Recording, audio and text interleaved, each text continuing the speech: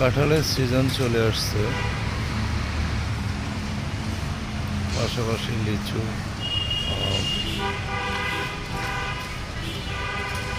Seasonal ফল, পুষ্টিকর খাবার সবাই খাওয়া উচিত।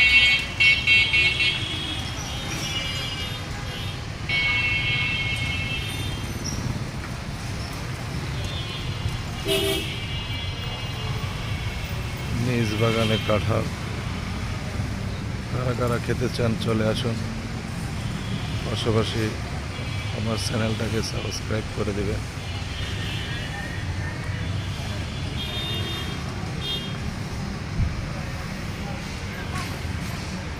কার কার কাঁঠাল প্রিয় কমেন্টে জানাবেন।